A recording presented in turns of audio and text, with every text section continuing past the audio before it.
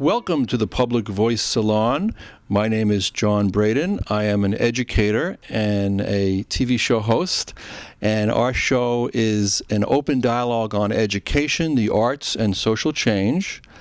Today we have the great honor of broadcasting in the home of a legendary person in progressive circles in New York and in the world named Frances Goldin.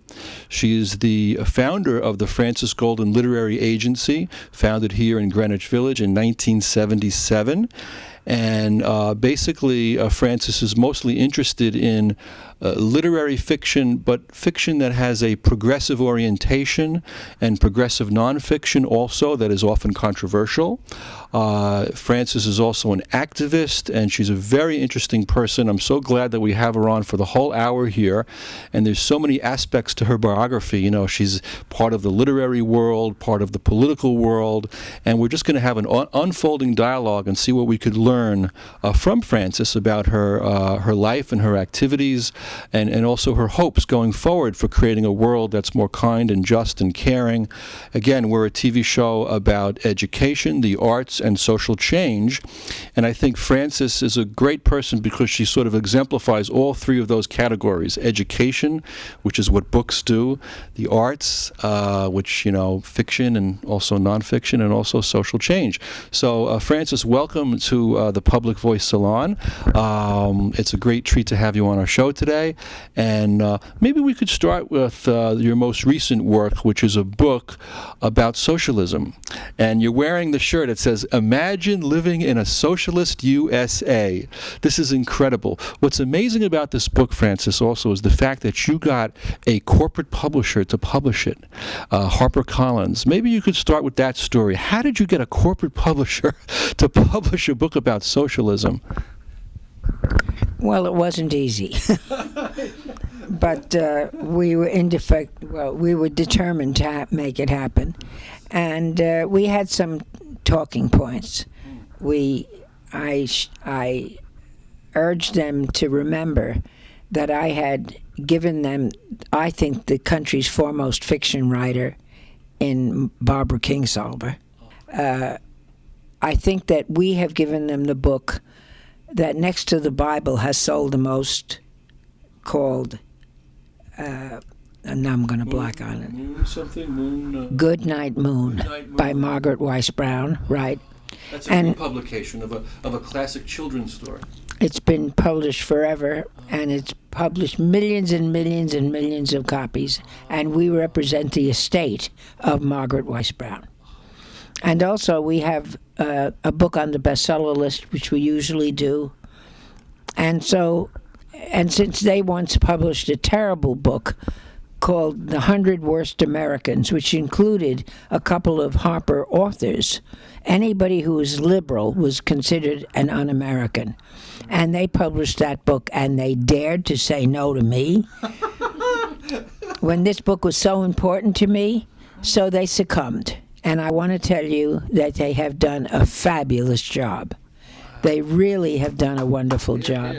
It's C-SPAN recorded the first launch, and it's been on the radio 3 times since the launch, and they keep playing it. And not only do they have 3 or 4 of the people who wrote the book, but they changed the program, used 3 others this time, so that they varied the people who appeared. So it was like a fresh program. And I'm indebted to Harper. They've done a wonderful job, particularly the editor and the person in charge of publicity. They should be congratulated. It seems like, I was there at the launch, by the way. I was there at the Housing Works bookstore. It was an overflow crowd. The energy was electric in that room. And you just felt that this is a huge transformation going on in our society. To have this kind of event, to have a book on socialism published by a corporate publisher, I think the reading of the tea leaves is in. I mean, there is a major, major shift. It's no longer taboo to talk about socialism, given the failure of of the capitalistic system with this financial crisis that we're in, and if we look at the financialization of the economy, and it just goes on and on. There's so many problems. We need a major transformation here. We need a big change. We have a corporate control of our political process after Citizens United. There's an organization actually trying to repeal Citizens United, and I'm getting involved with that. I started an organization, Francis, called the Ethical Business Society, because I'm working within the corporate world and the business world to transform consciousness there. I believe unless you start an organization, it's very hard to do anything. And we have weekly meetings in the village, in the West Village. But I want to talk about the village a little bit, because you're a villager, and this is, Greenwich Village is such an historic place for activism and intellectual ideas and thinking outside the box. Were you part of that culture, like in the 60s and 70s? Yes, but my home is the Lower East Side. Now, that's now called the East Village. I hate that. It's a real estate term. You want to triple somebody's rent? Tell them there's an apartment in the East Village. It's the Lower East Side.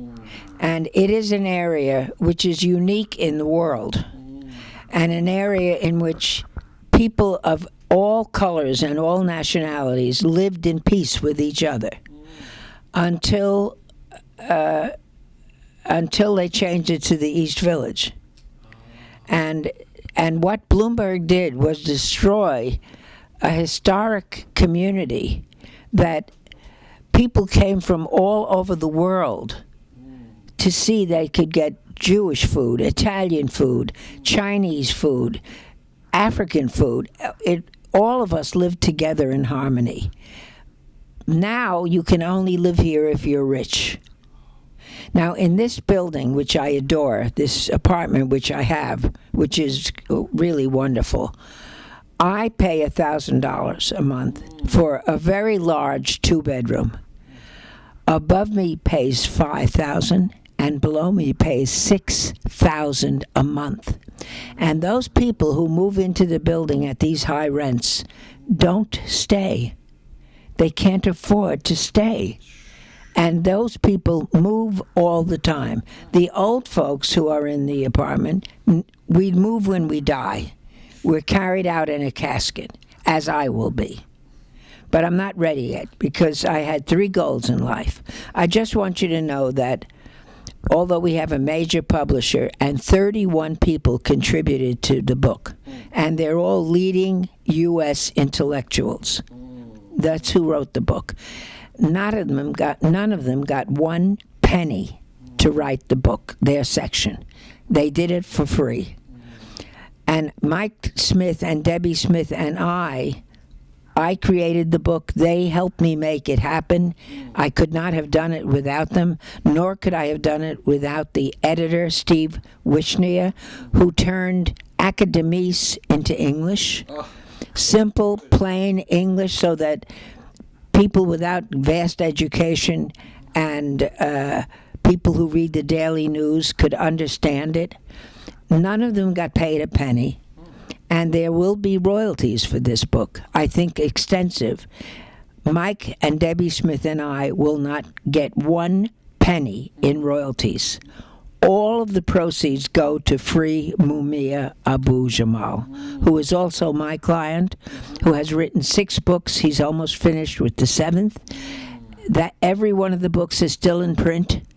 And he, who has been in jail for 38 years, is one of the leading brains, intellectuals in this country, but behind bars. He's no longer on death row.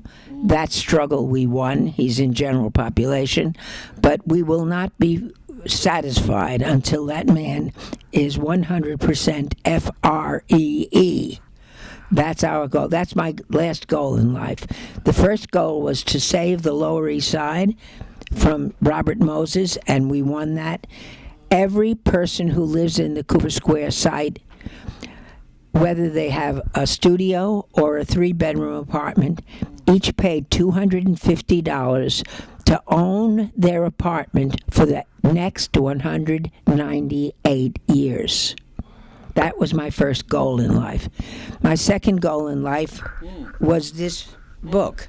imagine living in a socialist USA.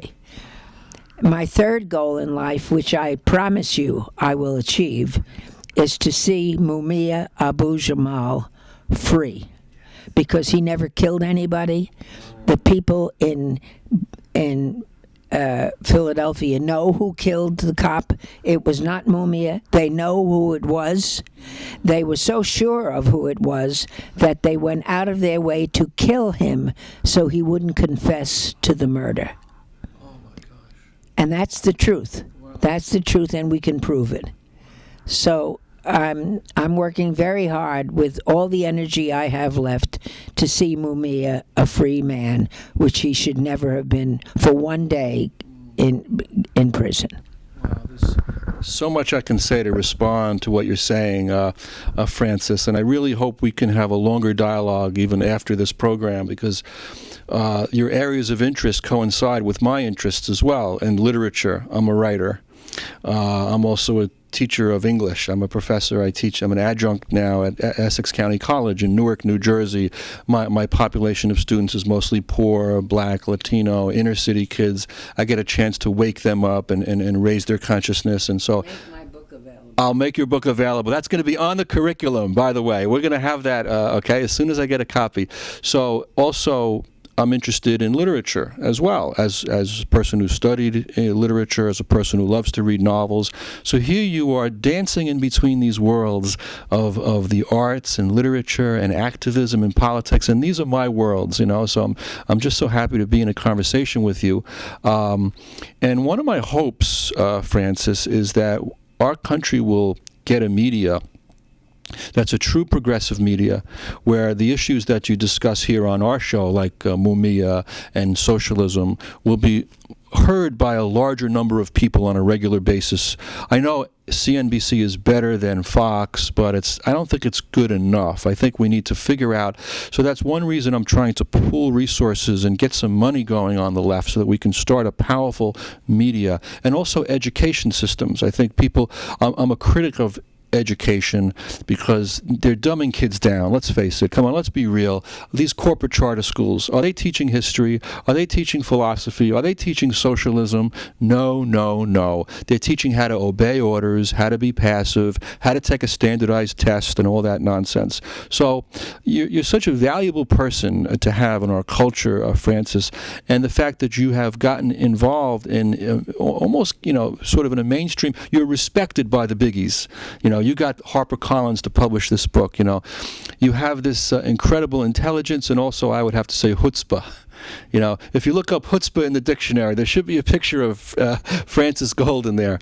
I'm curious, as an educator, I'm interested in people's formative learning experiences in their life. And I think some of it comes from our family background, some of it comes from our neighborhood, our schooling experiences. Talk a little bit about how you evolved and developed as a thinker, as a person interested in literature and politics. Well, I was an empty-headed kid. I had a lousy education. I was I had the highest marks in my public school. And so when I went to, which was Queens, Springfield Gardens in Queens, where was a religious community, and there were 9 Jewish families. And 8 of them had stores. And my father was the 9th, and he went to work in overalls. He worked for the IRT, the subway system, for 37 years. And so he was rejected by the Christians and rejected by the Jews. I had a very lonely upbringing.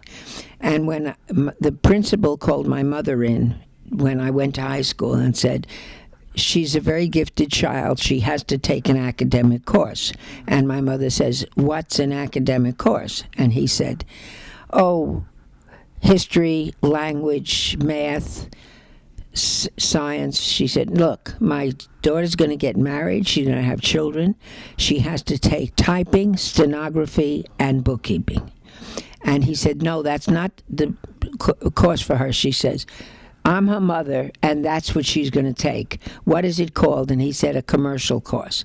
That's what she wants. Typing, stenography, and bookkeeping. And that's what I did. I didn't have a day of science. I didn't have a day of language. I didn't have a day of higher math. And I've regretted it all my life. I can assure you my children had very good academic educations. But I didn't, and I felt the lack of it in my life and the need for it. And I would urge what you're doing, which is making education available to people, is the solution to our problems. So it's interesting coming from that background, and also I had a lot of blue-collar influence in my background as well. I also had influence on theater. My family was involved with theater, and my grandfather was an inventor, but he was a blue-collar guy, but he was a thinker. So there was all these different sort of influence. And my dad is what I call an armchair philosopher. Yeah, he didn't go to college, but he was an actor and an activist. Actually, that's where I got my activism, is from my dad. So how did you then drift towards this, love of literature? I guess it was your education came from college, or from outside of school, or from books that you read? My education came from falling in love with a communist. Oh. And when I worked for the War Shipping Administration, and I met this man who... The War Shipping Administration. Okay. My job was to get people who were in the Merchant Marine, who were in low-level positions, into the Army in high-level positions. Out of the... What period was this? This was during the war? During the war. It was during the war. Okay. So I got people who could perform better in the Army than in the Merchant Marine, out of the Merchant Marine and into the Army. But my husband, my man who became my husband, was incredibly well educated and also very radical. And so I learned about classical music. I learned about history. I learned about socialism from him. And it seemed to me to be a very good idea. And I was pretty young then, but the high point in my life was when I ran for office on the American Labor Party ticket. I was running for state senate. You won't believe this, but the person with whom I ran for United States Senate was Dr. W.E.B. Du Bois. We were on the same ticket. And while I was working for him, his secretary went on vacation. And for 1 week, I was his secretary. So that year changed my life. I became a public speaker, which I took to like a duck to water. And I became good at that. But mainly I learned that there were other philosophies, that we didn't have to live in a capitalist society which would destroy us, which it is doing. Wow. And then, that's so fascinating. How then did you start to get interested in literature, and what were some of the books that you've read, and also what made you decide to start a publishing firm, or not a publisher, an agency, a literary agency in 1977? What were some of the steps toward that? Well, I had a job for 23 years with a literary agent. And while she did what I considered crummy books, she was very generous, and she taught me how to read a contract. She taught me how to negotiate to get a good contract from a bad one. And I learned the agenting business, the literary agency business, from her. And I worked for her for 23 years, and after 20 years she died. Rather, she was really killed by her fifth husband, but that's another story. And so I took over. She was also the editor-in-chief of the Cadmus, of a juvenile publishing company. And for the last 3 years, I became the editor-in-chief when she died, of the juvenile publishing company called E.M. Hale and Company. And they did beautiful children's books called Cadmus Book. And so I got into agenting from working for an agent. And then I decided I didn't want to do books that were useless for the whole society.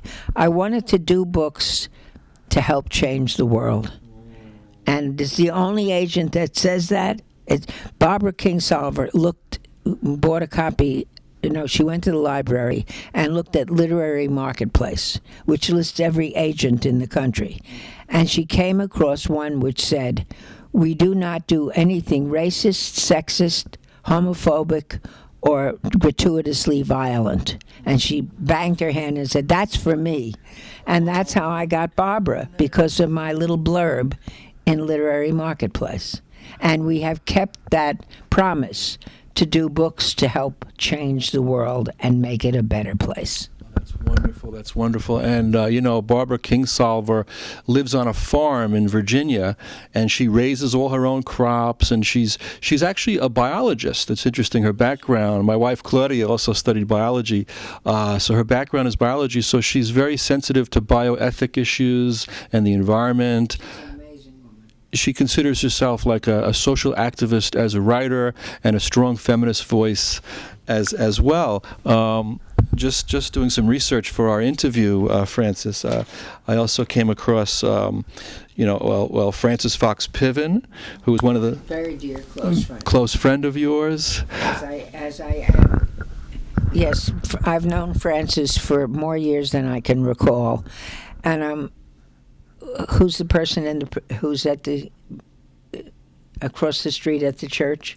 Lynn Stewart. Yes. I'm very thrilled to have the first words in the book by Lynn Stewart, who's a leading, incredible woman, who's brilliant and had to be the best lawyer in the United States, and rarely took money because she represented people who were down and out and unjustly accused of crimes. And I can't tell you how many people she got off. She's an amazing lawyer. She's an astounding brain, a really wonderful woman. And her short words, start my book. It's really so beautiful, I could even read them to you. Well, what's interesting about this is I met Lynn Stewart today for the first time, just before coming to your home, and the reason I met her is because we're in the neighborhood to film you. We got off the bus about 20 minutes early, and we looked around. We were going to go to a cafe, and then I saw St. Mark's Church, and I hadn't been to St. Mark's in a while. I know St. Mark's always has some dynamic things going on there. Reverend Billy used to have his shows there, and so I said, let's go in there. We go inside. There's this whole group of people, and I bumped into Catherine Wolpe, who I know, who's an activist from the neighborhood, and I know Catherine from the Village Independent Democrats, which is a Democratic club, but they're at the far left of the Democratic Party, right? Catherine I know from there. Catherine, how you doing? Good to see you. She goes, Lynn Stewart is here. So I went over, I talked to Lynn, got to meet her. It was such an honor, and of course I mentioned you, and she said, oh, guess who wrote the introduction, and it was just amazing. She is a legendary figure, as you are. But Catherine Wolpe reminded me, she said, make sure you make sure you bring up about the Cooper Square, that you were an activist and helped to keep the rents low in this neighborhood. Maybe you could mention that.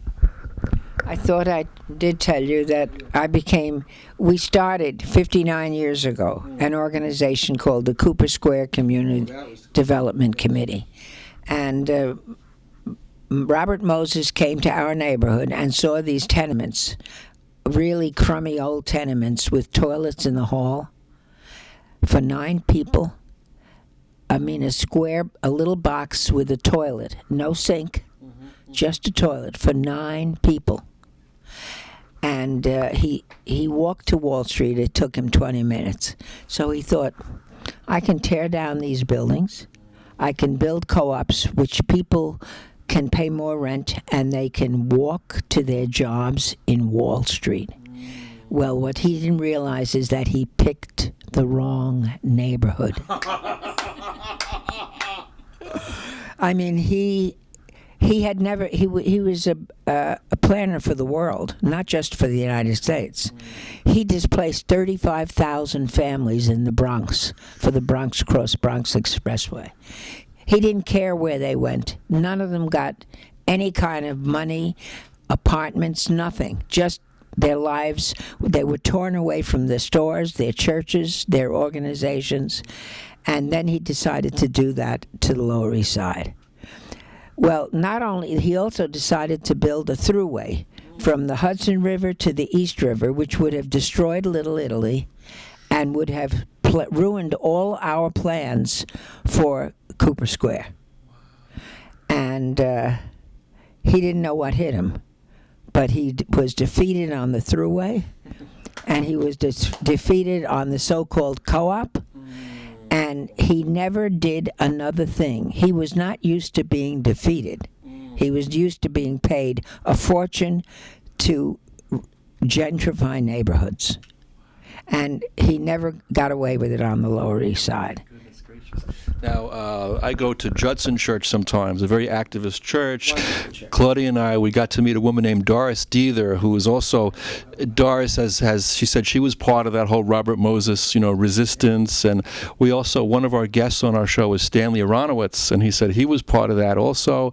So it's amazing. What I'm thinking about now as you're telling me this story is, why couldn't the village defeat that horrible, real estate deal with the hospital? They took the hospital, they got rid of a hospital and put condos, and between that and the hydrofracking, they didn't stop the hydrofracking that came into the village, and they didn't stop that hospital. What is the difference between now and then that the village can't use its power? It's all about money. It's all about money. NYU is filthy rich, and they were able to buy off politicians. They certainly bought off, it wasn't hard to buy off Bloomberg, because at heart he was a destroyer of communities. All he wanted was more and more luxury condos. And of course that's the same thing that NYU wanted. It was a big struggle. I think it might have been fought more successfully, but it wasn't. But mainly it involved their having money to buy off politicians. I mean, there's some pretty decent people who voted wrong on NYU for a variety of reasons. Look what's happening to the Koch brothers. They go in where there's a Democratic governor, and for them, $25 million is nothing. Nothing.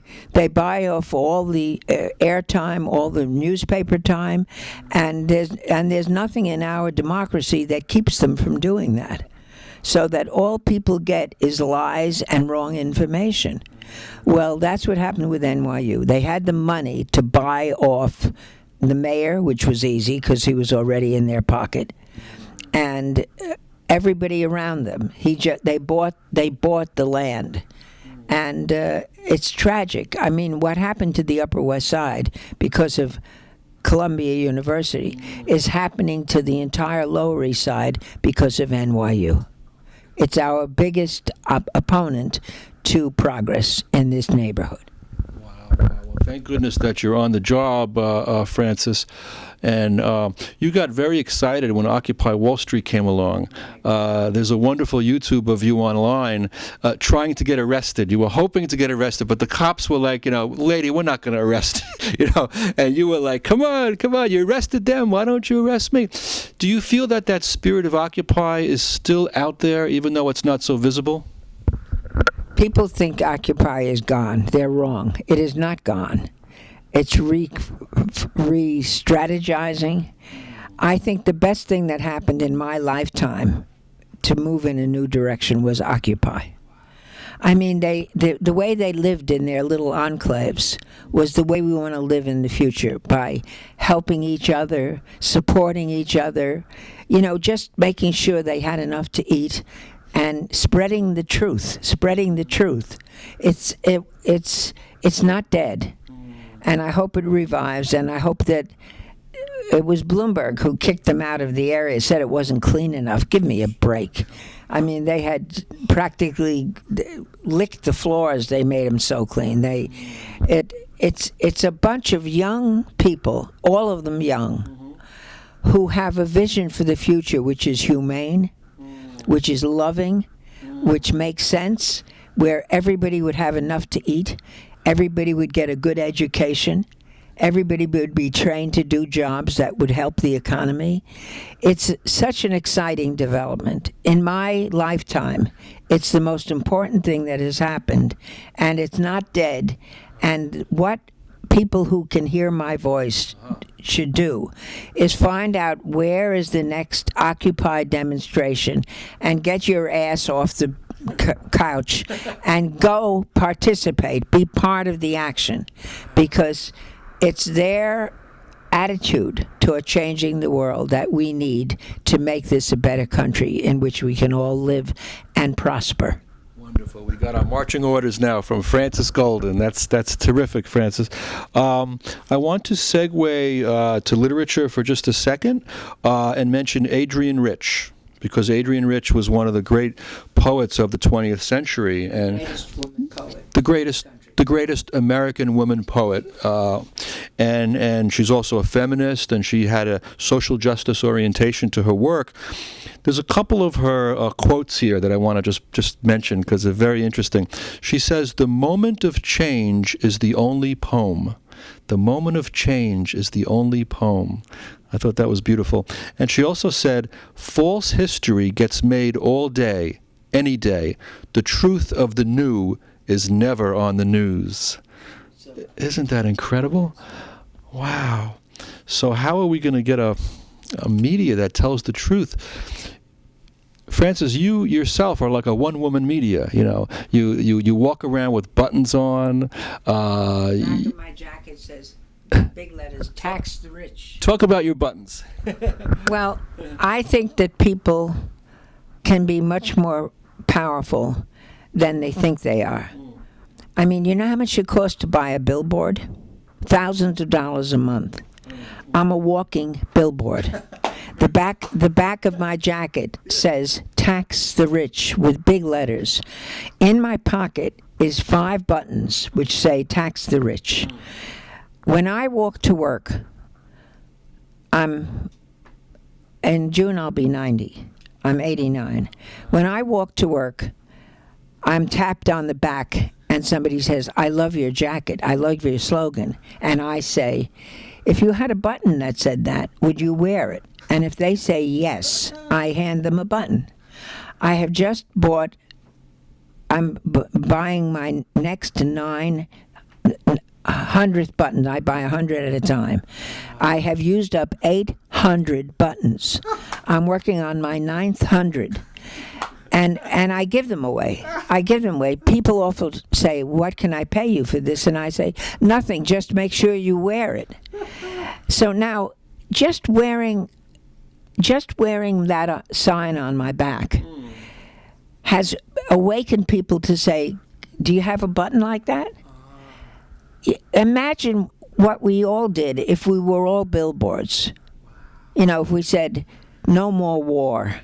If you can say whatever moves you, a free education through college. It should be free. My husband went through college free to City College because it was free at that time. People didn't have to pay tuition, and just they had to pay for books, that's all. So if we all said what's in our heart and put it on our back, imagine how much effect that would have. We don't understand our power when we get together and act. And I'm not even talking about sitting in at Occupy. Even something as small as a slogan on the back of your coat makes a difference. And do we do it? No, most of us don't.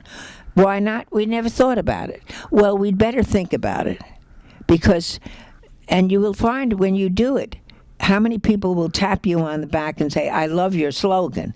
Have a pocket full of that on a button and give them away. It's the way unions are formed. People complain, they're being mistreated, they're being hurt on the job.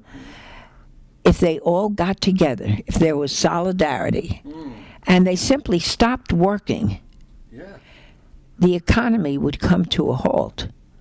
And rather than getting not a penny, the owners would be forced to give them more money. We can do it. All we need is solidarity and a brain in our head, and we can change this world. All of us, we are much more powerful than we think we are. Beautiful discourse. Wonderful, wonderful. I think the importance of dialogue is really critical, like we say, and you have these buttons on. People are sort of inspired to speak to you, to break that silence between the strangers that's so obvious today in the public sphere. People with their iPods on, just sort of, looking at the blinders, just going straight ahead from work to home, from work to home. There's no public space. There's no in-between like we had in the 60s and 70s when you had consciousness-raising groups and protests going on here and there. I think it's starting to come back with Occupy, but I think we have to build on that and work on that. And I'm trying to think about ways of raising money that the left can be more savvy with, putting money into publishing companies, into creating schools, and into creating media that will get the word out, get the message out, because it is very scary. I mean, I was at the Left Forum last year. That's actually where I saw you for the first time.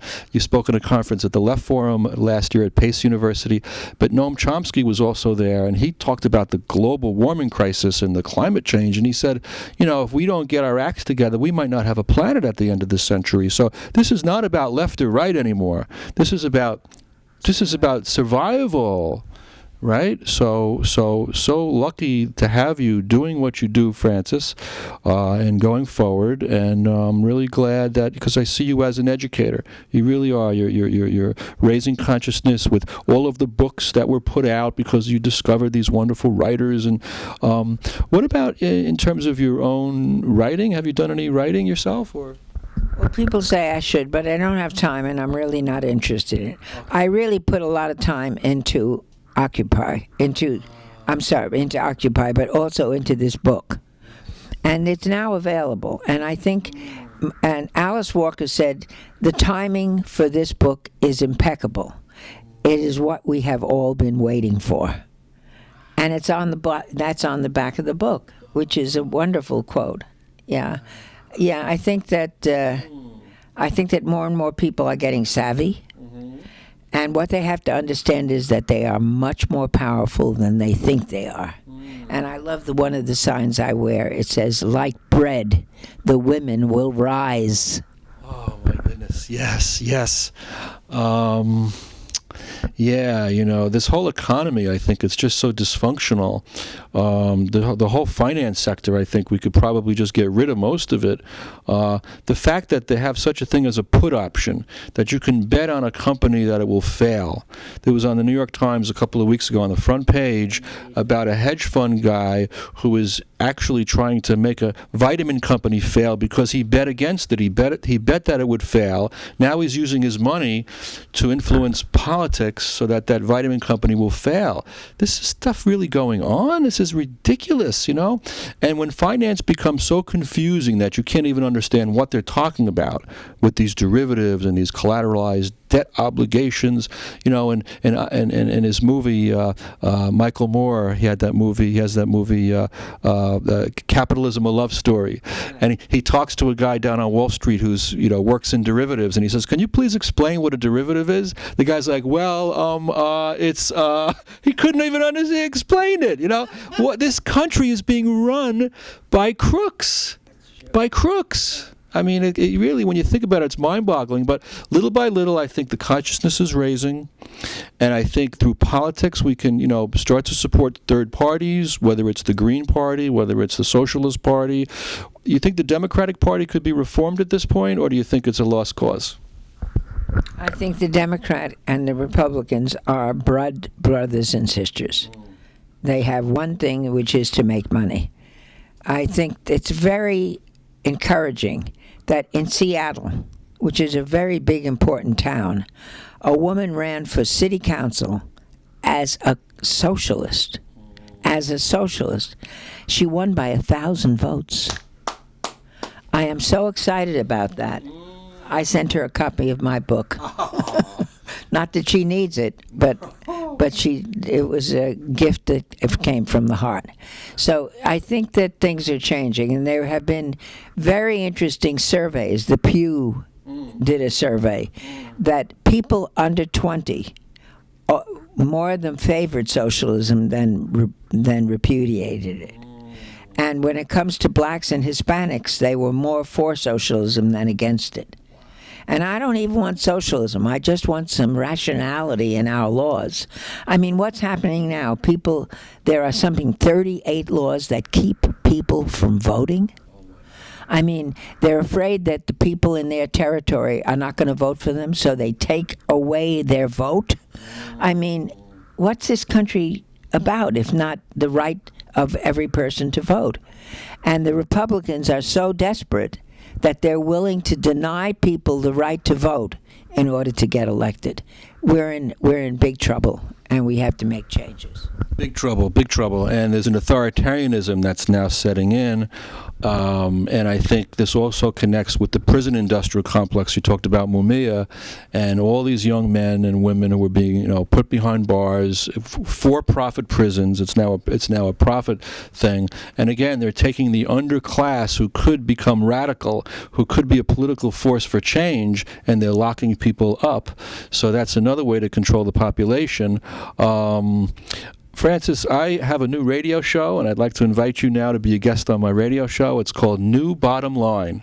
New Bottom Line, because I think we need a new bottom line. The old bottom line is not working. The old bottom line only wants to maximize profits, power and profits. We need a bottom line that cares about people, that cares about the planet, that cares about communities, so that companies would be judged as efficient, not just to the extent to how much money they make, but how they treat their workers, how they impact on the community and on the environment. And this show broadcasts in the Gary Knoll Studios on the Upper West Side. It's an internet radio show, and you're welcome anytime. And I'm trying to also address the business community to get on board with this, because I think there are some good people in the corporate world. You got Ben & Jerry's.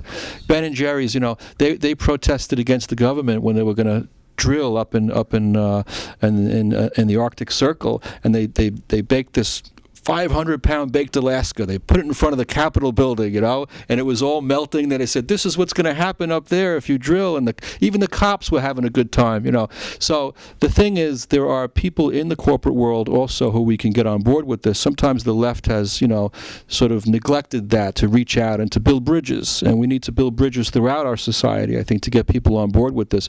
But you are a bridge builder, I know. You're embracing the literary world and the political world, and so we're just very blessed to have you doing what you do. And what are some of the next steps going forward, the next projects that you're looking to achieve? Well, as I said, I'm very deeply involved fully in the fight to free Mumia Abu-Jamal. But, don't underestimate the importance that you have. I mean, what you have provided in your area is so valuable. And the fact that you're coming at it with so much intelligence and smarts, you and your wife really should be applauded for what you're doing. Thank you, Francis. Thank you very much. And it is a joy to be here with you in a dialogue in the East Village, and I think Lower East Side. Lower East Side of New York City, right? And I really think it's important that people hear this message and have their consciousnesses raised. Go out and buy the book. And definitely read this book. Imagine living in a socialist USA, because I think we're still sort of in that propaganda mode where even to say the word socialism around certain people and families and people, socialism, so that means what are you, a commie, and they think of Joe Stalin. How do we get over that? Well, you have to redefine the word. But people are incredibly ignorant. One of the reasons I did this book is because of the ignorance about what socialism really is. And how could they know otherwise when they are bombarded from their churches, from the newspapers, from the schools, from everywhere, that socialism was this evil enterprise? It's the most democratic form possible, but they don't know that. They have to understand that these people who are complaining would most likely be council people where they live. And these people who ruined the economy, instead of going to wherever they go for vacation, they should be in jail. They have ruined the economy. They have stolen money. They should be in jail. A young kid steals a loaf of bread so his family can eat. He goes to jail. He should be given food for nothing because that's his problem, that he wanted his family to eat. But the people who ruined the entire economy, not one of them is in jail. It's really outrageous. It's outrageous. And once the people become the legislators and the determiners of what happens in their neighborhood, everything will change. You know, the number was $16 trillion in the bailout, which really, when you think about it, that's a form of corporate welfare. Anybody who says they're against welfare, I think $17 trillion, that's way more than any money that's been doled out for poor people or for older people that's for a good cause. This is money that's gone to crooks. $17 trillion to crooks. So I think we should take that money back, nationalize the banks like they're doing in North Dakota as movement in that direction. It's just such a waste. And the fact that these corporations don't pay taxes, they set up a little office in down in Bermuda or offshore in an island, and they say, okay, this is our P.O. box, and they route it through there, and they wind up paying like zero taxes or very, very low taxes. So Claudia and I saw a movie at the Community Church of New York, which is another great space for activism, and it was called "We're Not Broke." We're not broke. We're not broke. We got money. There's money that it's been shifted. It's been stolen, and so. None of them have. Yes. I'm 89. I work. Before I see a penny of my salary, 35% goes out in federal, state, and city taxes. All I want from the rich is that they pay what I pay. If they paid 35% of their money, none of our financial problems would exist. That money would solve all of our financial problems. It is really shocking that 8 men in the world, the 8 of the richest men in the world, earn as much as 3.5 billion people. 8 men own as much wealth as 3.5 billion people. Is there something wrong with that? Absolutely awful. And I think also in the top 20 people, richest people, I think like about 15 of them are from the Walton family. If you look at Walmart, what has Walmart contributed to our culture except building these ugly stores that hire people for minimum wage? You can't form a union. They put the mom and pops out of business. They're destroying Main Street. They're destroying communities. So you have to get in your car and drive out on the highway somewhere to shop. It's a whole alienating experience. So they're actually decreasing the quality of life in our country. They're making it more alienating. So I think a lot of people are resonating with these ideas, Francis. So I'm so glad that you put this book together. You were the one who shepherded this forward into the world, and I'm looking forward to reading it myself, and then going forward, because we need to really have a big change here. We need major change in this country. So thank you again for being on our show today, Francis, and good luck to you. You're always welcome back on our show. Okay. Take care. The pleasure is mine. Thank you. Thank you. Okay. Hello, Claudia and I are back in our Hoboken apartment now after this dialogue with Francis Goldin of the Francis Goldin Literary Agency, who is an incredible activist and thinker and person in the community. She's just so many things. And now, as I sit on the couch and reflect back on the show and this experience, this is also something we like to do on our show. We'd like to have some space at the end to just be reflective about the process, about what we're doing.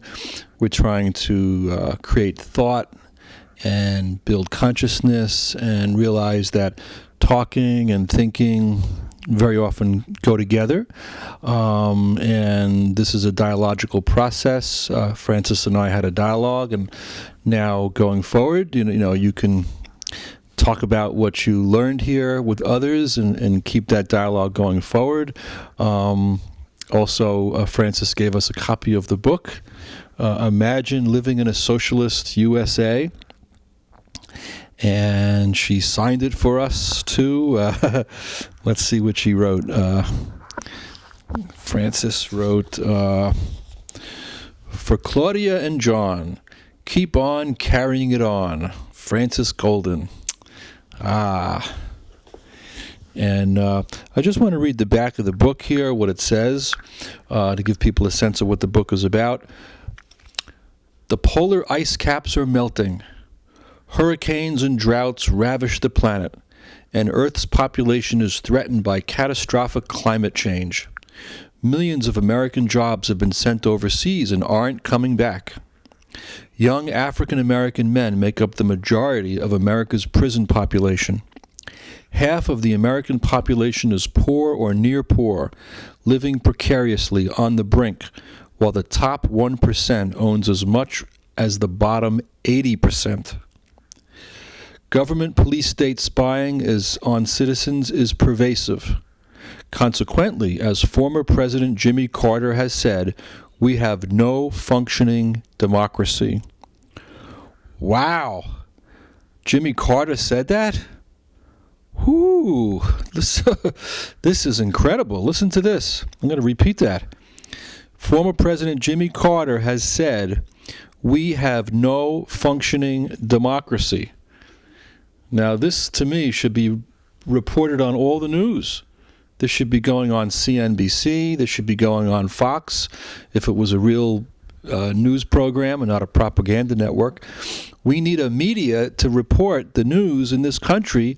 Former President Jimmy Carter has said we have no more functioning democracy. Okay? We got to change this. Imagine living in a socialist USA is at once an indictment of American capitalism as the root cause of our spreading dystopia and a cri de coeur of what life could be like in the United States if we had an economic as well as a real political democracy. It features 31 concise and accessible essays by revolutionary thinkers and activists on various aspects of a new society and, crucially, on how to get from where we are now to where we want to be, living in a society that is truly fair and just. And I'm just looking at some of the contributors of this book, and I see we actually have some former guests who were on our show. Rick Wolf, the economist, was a recent guest on our show, and Rick's wife, Harriet Fraud, was also a guest. So this looks wonderful, and I can't wait to dive into it. I see Angela Davis was also wrote a piece, Mumia Abu-Jamal. So this was an incredible experience, and just to reflect on it, and so happy that we learned so much just talking to Francis today, and just thinking about going forward in my own life, in my teaching.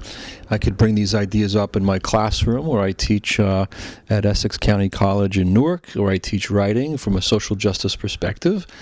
And also I could put these ideas into my own writing. But wait, before I go any further, I have got to show off my button. that Frances gave me. I asked her if I could have it. It says "Tax the Rich" on it. It's a pink button that says "Tax the Rich."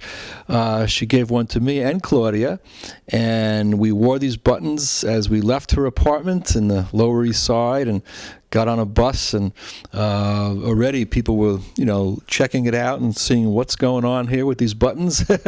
And so we have curiosity going in the public space. And I think, there's so much I could reflect on this, but certainly also I think the way Frances reaches out to the public is very important. We need to break through the silences. We need to break through that constriction and that sense that this is the way things are, so it's always going to be this way. We have to have a radical possibility of a better world, and we achieve that through articulation, through reaching out to the other, through engaging in conversation and discourse. And even, like I said earlier, that on the way to Frances' house, we stopped in St. Mark's Church, and I saw a friend there from a political club I belong to, the VID, the Village Independent Democrats. And even though that, the Democratic Party obviously is part of the problem, this is a very progressive club. And the simple fact of having a club and an organization is very, very important. If the left wants to get its act together, if it wants to have political victories, there has to be organization. There has to be a clubhouse, there has to be a coffee pot, there has to be a fax machine and a copy machine, and you have to have regular meetings, whether it's the Green Party or the Socialist Party.